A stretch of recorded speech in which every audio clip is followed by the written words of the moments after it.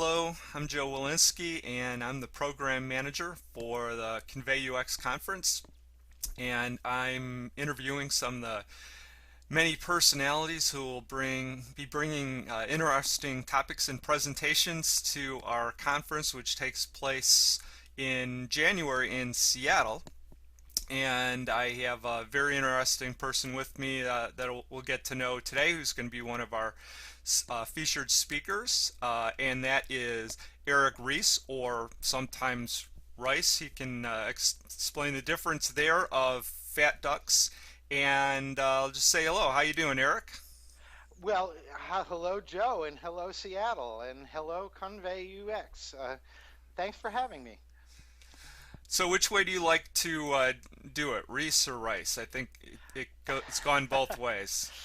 My father was born in Austria, and he was Rice throughout his youth, and then when the Nazis threw him out in '38 and came to the United States, the United States couldn't figure out how to pronounce the I before E except after C, so he was called Reese.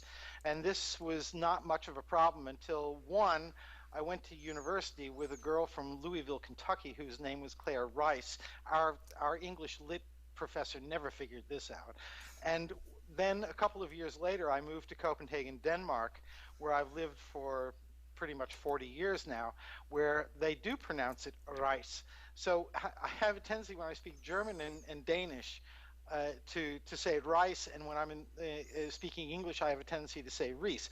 Now, the problem is that there is, in fact, another author, Eric Reiss, actually pronounced that way, who wrote The Lean Startup. And so suddenly it's become very confusing that there are people, two people with very similar names in our arena who yeah, I mean, Okay. how many Eric Reese's can there be, for Christ's sake? And your company, Fat Ducks. So that's Fat Ducks. But where'd that name come about? And tell us a little bit about your regular work that you're involved in. Right, well, Fat Ducks, I think it was my former partner, Søren Moose, who came up with that name. Ducks used to be a conference in San Francisco, Design of User Experience, and uh, both Søren and I liked duck, the food, and fat ducks are juicy and they taste wonderful, uh, and we thought, well, Fat Ducks was kind of a cool name for a company. It also gives us an opportunity to tell a story because invariably everyone asks us, why are you called Fat Ducks? Now, the funny thing is that I get mail for the Eric Reiss who wrote the Lean Startup, and I also get mail for a three-star Michelin chef by the name of Heston Blumenthal, who has a restaurant south of London, I think it's in Windsor, which is called the Fat Duck. And so, a good choice of name. I'm very happy. So I get to exchange emails with Heston Blumenthal every once in a while.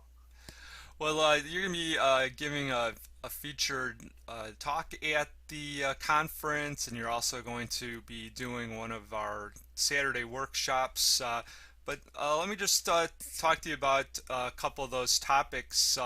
One of those you title innovation versus best practice conflict or opportunity. So, what's going on there? What uh, issues or challenges did you identify, and what kinds of things are you going to talk about? Innovation is an interesting subject. I don't know of any companies in Europe, and I don't know a lot in the United States that don't have innovation as one of their value words. The problem is, if you look this up in the Merriam-Webster dictionary, innovation and invention are basically considered the same thing. And the truth is, invention can happen by accident. It's one of those eureka moments where something happens and somebody says, wow, this is cool, this is a way to do things. Whereas innovation is very much a planned process. And companies that just lock a bunch of creative people in a room and say, okay, be innovative and come back in 4 hours with really cool new ideas, these exercises generally don't work very well. So the theme of my talk is to differentiate between innovation and invention, because I see these as two very distinct activities, but also to bring in best practice. We have design patterns if we're working online. We have a lot of best practices was coined by Tom Peters back in the 80s when he wrote his book In Search of Excellence. Uh, it's a great term. Basically what Mr. Peters did was go out and interview people at Xerox and Kodak and other companies that uh, were were doing things well back in the 1980s and say, well, are there commonalities that we can look at?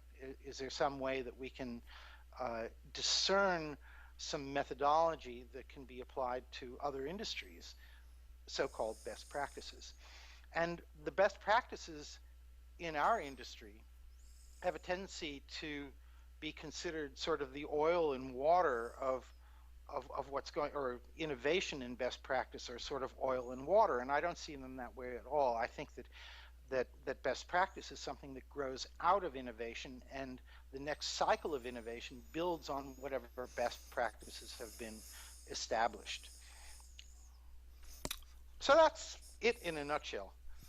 All right. Well, the other topic that you're going to be talking about is the elements of service design, and you're going to be doing that in a workshop format, and that had a lot of different components to that, but maybe some people aren't familiar with that term. Kind of what's the domain that you'll be playing in, and what's sort of the scope of what you'll be having in that discussion? Sure, Joe. I think we need to take a step backward, and perhaps spend a little time discussing what is user experience. I take a very broad view. If you go on the Wikipedia, You're gonna have you're gonna answer that question for several thousand people, because I hear that come up all the time with all the different sub-disciplines that everyone's involved with today. Well, but sub-disciplines is the key word, Joe. I mean, you hit it right on the nail. User experience has been around forever. And the fact that in more recent years, I'm thinking the last 20 years, user experience has been something that has been confined to a screen, I think is wrong, because experience design has been around for a long time, and the truth is the discipline has been around for millennia, under different names. And I think, heaven forbid, anyone who comes from the so-called user experience community should dare edit the Wikipedia page on experience design, and vice versa. This is crazy, though. I see them as exactly the same thing. If we believe the Bible, if Jesus turned water into wine, I mean, if that isn't a user experience, I don't know what is. And yes, I have read John, and yes, I know it wasn't for the guests at the wedding. Major mistake, Jesus. It was, though, to convince the disciples that he was the true Messiah. But the point is that this is user experience, and I think that user experience is basically sort of the summa summarum of a series of interactions, and these interactions can be between people, events, or machines, and any combination of these. And if we interpret this very broadly, certainly service design becomes part of that. What is good service at a restaurant? What is good service on an airline? What is good service when we go to a website? Whatever. If we start to chart out these particular touch points, which 30 years ago we called moments of truth, as I say, the names change, but the discipline hasn't, not at all. And so the purpose of my workshop is, through a lightning 3 hours, including the break. I really need to talk to you about giving me an extra hour somehow. I'd like to share some techniques that have been successful for me. Some of them were pioneered by myself. Some of them have been pioneered by others. the point though is to help people who feel in some way locked into, oh, everything we do happens on screen, to show them how they can use their knowledge, how they can use their tools, how they can use their talents to get into other areas of user experience that are sometimes very profitable. Well, certainly as user experience professionals, we're all able to identify new areas that we want to expand into, that we want to gather our own knowledge for, where we want to hone our skills, maybe try some new things out, explore different areas. But most of us also work in organizations where either we're working for client projects, or we're in an organization where we're one department within the organization. Yet the types of things you were talking about for experience, affect everything about what everybody's doing in terms of getting out a product or service. And so, how is it practical to, just within organizational structures, for us to be able to break out of this is the UX department and affect other parts of the organization, which also in their own ways are affecting the overall experience of whatever that product or service might be? Okay, there's a two-stage process here, Joe. First, you talked about the UX department. This is a term that I object to, but we'll get back to that in a moment. The UX department needs to prove the worth of the value of their work, and I'm not sure that that happens in so many companies. The C-levels say, no, no, no, no, we have people working on UX. We don't have to think about that anymore. So it is a question of showing people some quick wins. If you can show the C-levels that there is money into providing a better experience, and that experience is often the only differentiator in a very crowded market with a lot of Me Too products, then the people who are working within this UX department will get bigger budgets and a greater mandate, and also start to have the ear of the people who are making decisions very high up in the organization. The second part, though, is most critical, and that is there is no such thing as a UX department. The whole idea of a UX team of one I find absolutely abhorrent. I think that every company, every person who works in that company needs to be part of the UX team, and they need to understand that they're contributing to the ultimate good of the product, the service, the company, and so on. Everyone needs to be involved, and everyone needs to understand it. And so these silos that I see being built up within our industry right now can be very dangerous, and ultimately may very well kill our industry if we don't get our acts together, because everybody needs to be part of the UX team, and everyone is part of the UX team whether they know it or not. Our job is to help communicate that they do contribute, from the guy on the motorcycle who delivers the pizza, to the person who bakes it, to the person who decides what flour should be purchased, to the one who decides the quality of the pepperoni. That's just a pizza, for goodness sakes. But there are a lot of people involved in that process, and they all contribute to the ultimate user experience. Well, on the Saturday workshop, when you're talking about service design, there are a lot of different aspects that you list for that workshop that you're planning to talk about. What do you think are some of the key pillars of that, the areas that you're particularly going to dig into? Good question. A lot is going to depend on who comes to the workshop. My workshops are both interactive,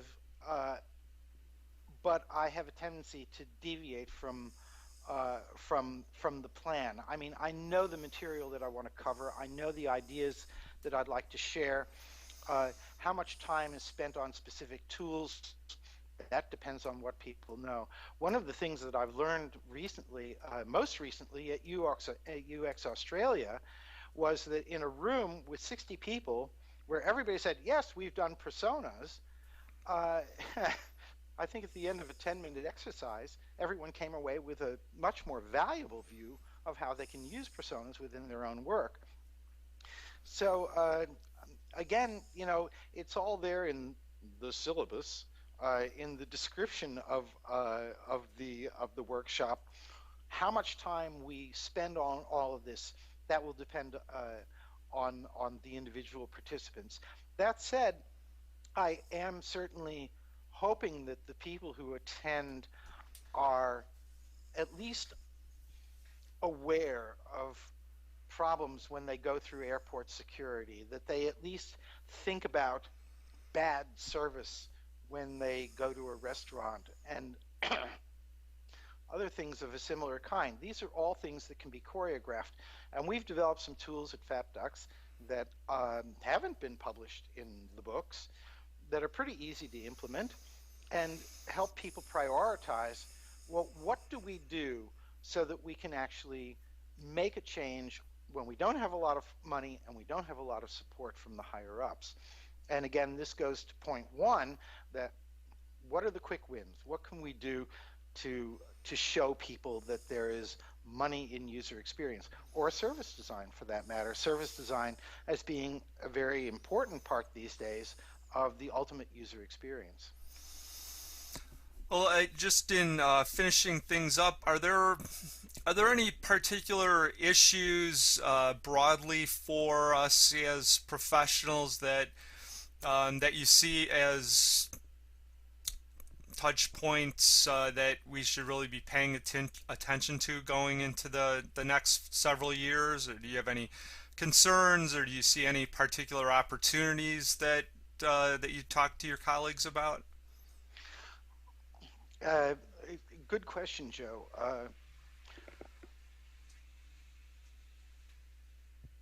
Sorry, I've got a terrible cold. I have to mute every once in a while so that I don't cough in your face. Um, I think I see lots of opportunities because I think that user experience really is the mother lode, and when applied correctly, when understood, and when used within organizations, it really provides a key uh, uh, business advantage to our clients, to the companies we work for, and so on.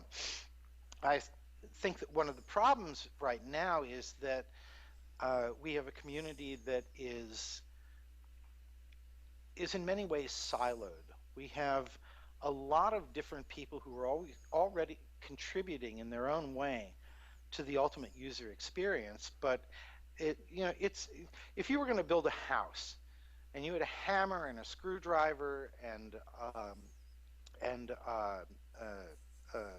a ruler and a wrench, like, which tool would you want if you were going to build a house, Joe? Uh, Geez, you're talking to the wrong guy. I'll take a hammer. You take a hammer?